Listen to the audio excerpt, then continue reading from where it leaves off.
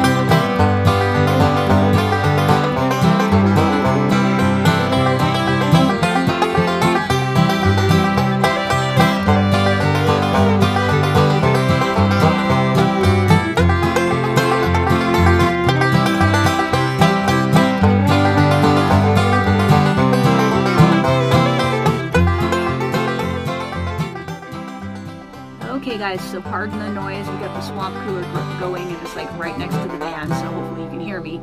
And as you can see, I can stand up in my van. This high top is really nice. It makes it so it's 6'2" in here, which is, you know, for most people it's perfect, except for my boyfriend. He's a giant. He can't stand up in here, but everybody else has no problem coming in my van and standing up. As you can see, when I had the roof cut to put this thing on, I left storage up front in the cab area, and then in the back over the bed, just so that there's like extra room for all kinds of fun stuff, whatever extra camping gear you need, or, you know, paper goods.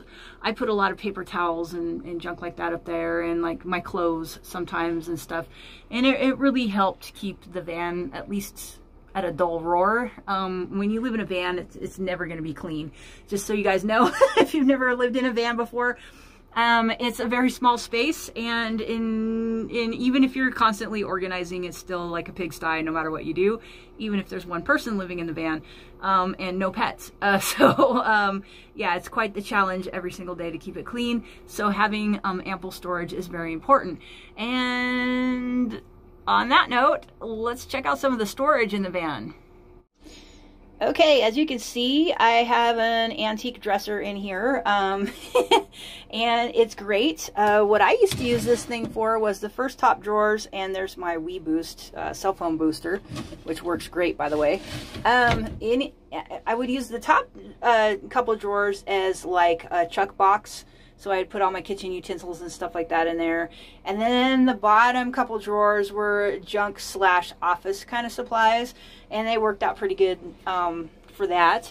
And then over here I have my antique, I guess what I was told, they are they're like lingerie dressers that they used to do in the old days. They kind of remind me of those plastic bins that you get now at Walmart, only beautiful instead of like tacky looking.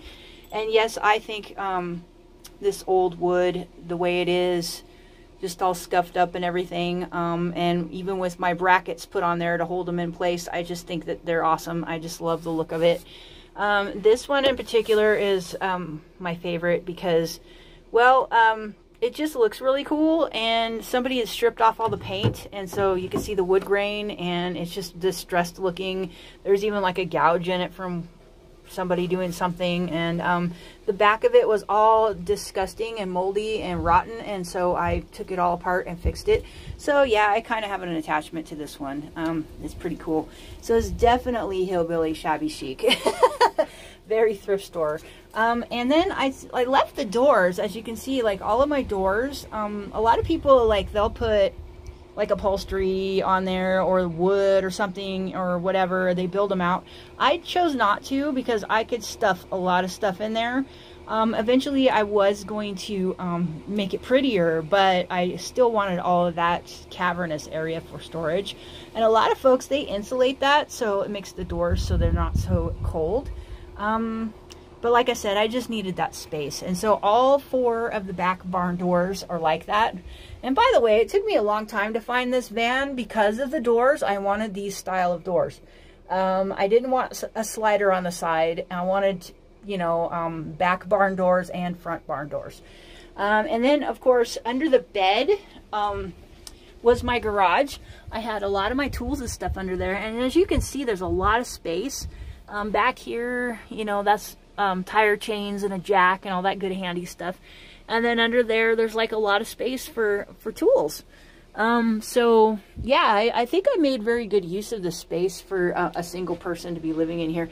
And you could put like duffel bags, or I had like an overnight kind of suitcase thingy right here that I used sort of for like an end table when I needed it. You know, I put like my alarm clock and stuff on top of the little case, and then I had like a dirty clothes bag here, and so it just kind of all stuffed in, and it worked okay. It didn't look the prettiest, but it was all right.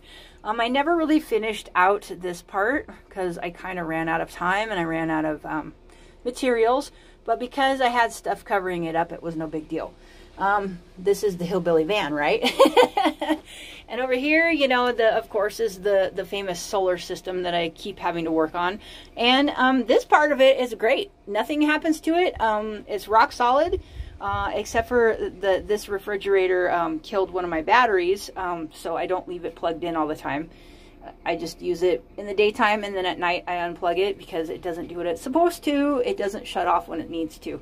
It just keeps running. And all of the compressor fridges that I have tried, including more expensive models, did the same thing. So just be forewarned, you guys, they're not as good as their people talk about. But anyway, yeah, so all these components right here are rock solid. They're perfect. I just recently had to replace the solar panels. If you guys watched the channel, you probably saw that video. And so I have one smaller solar panel that does almost what my original 2 did, so that's great. So we got everything squared away there. And then of course up front, I have always loved to put plants on my dash. And believe it or not, even tall ones like that big one in the middle right there never went anywhere. They would just stay where I put them. The way this van is, it just, yeah, everything just rocked and rolled, and all my plants stayed right there as long as I kept them there. If I tried to put them anyplace else, which of course I did, on the floor or anywhere, they would spill and like things would happen. So if you do have a van like this and you want to have a garden, just keep it, you know, basically to the dashboard. But just know that's your engine compartment underneath there. It's called a doghouse, and that's how you access your motor when you have to fix the back part of it. So just know that you're going to have to move your garden if you need to fix your van or change your spark plugs or something like that. But other than that, it works great. This particular one is awesome because it does have a fold-out tray table, which is kind of rare. Most of the vans of this year didn't really have that. So I'm very fortunate to have this in a cargo van especially. So yeah, this van is really fun. I really enjoyed living in here the time that I lived in here, and even when I was building it. And of course, let's see if I can turn these on for you guys. I have fairy lights that string all around. I don't know if the camera's picking that up, but I have fairy lights, and these things at nighttime are pretty dang bright. I mean, this was mostly what I used for light. And then I had some extra like foo-foo lights and stuff that I took out of here because they were just making a big mess, and I figured nobody would want to see those. So yeah, I think that all in all, you know, for a really cheap van build, it turned out all right. I mean, the interior parts didn't really cost me too much to do. Like I stated before in my first video about this, I think I spent a total of maybe $200 on the interior. Now, as far as the solar goes and the roof and, you know, keeping the van up and buying several refrigerators, that's where my expense came in. So just know that, you know, yeah, you can really go cheap on the build, but you really are going to have to spend money on your house part. Okay, so I'm doing this tour again just because, well, because I promised you guys I wanted to show you guys what the van turned out like after I cleaned it out and everything, and really what it would look like without all of my junk in here. Doing a van tour with all your stuff in here is one thing, but yeah, it just gets kind of messy and quite frankly a little bit too personal sometimes and embarrassing. So it's really fun to be able to do the tour without all of the, you know, my personal junk in here, just to show you guys really how much space this van has. Also, Ron and I have been talking about things, and because I don't use the van as much, and he's too big for the van basically, well, we're gonna sell it. Yeah, like I said, doing van life stuff by myself is an option. He's always said that I can do that, but I really just don't want to do that kind of stuff without him. He's my companion and my friend and everything else, and so it was kind of heartbreaking to even think that I would continue to do that kind of stuff by myself. Maybe in the future, like, I don't know, I don't even see that happening in the future, but yeah, so we're going to try to sell the van. If anybody's interested, I will put my email address up here, and it's also always in the description. So you can email me, and I will give you guys the particulars on it. The van, as you know, if you've watched all the videos, is basically like a new truck. Yes, I'm not gonna lie, the paint job is a Hillbilly paint job, which is great for me. It may not be great for everybody else, but other than that, this is like a new truck. Whoever buys it, this van is gonna last them a long time. If I do not get what the minimum of what I could take out of it, then I will just keep it and figure out something else to do with it. But in the meantime, right now, the plan is to sell the van because I would like it to be used as an adventure mobile, either by a single person like it's set up, or maybe a couple can buy it and remodel it. It wouldn't take much to make it so that 2 people could sleep in here. Just take out some of the dressers and rearrange the bed, and you're good to go. If we do keep it, that's probably what we'll do, is we'll just make it so that we can both at least sleep in here. But even still, we like his van better because it's longer and bigger and more, you know, we can use it for more stuff than just a camper. And on top of that, it's a diesel. It gets way better gas mileage than this one. And it's, you know, got a lot less miles than this one does, believe it or not. As old as it is, it's older than this one, but it does have a lot less miles on it. So yeah, guys, so I hope you enjoyed this Hillbilly van tour. And this van is awesome. It's been one of the best things that I've ever done in my entire life, I think.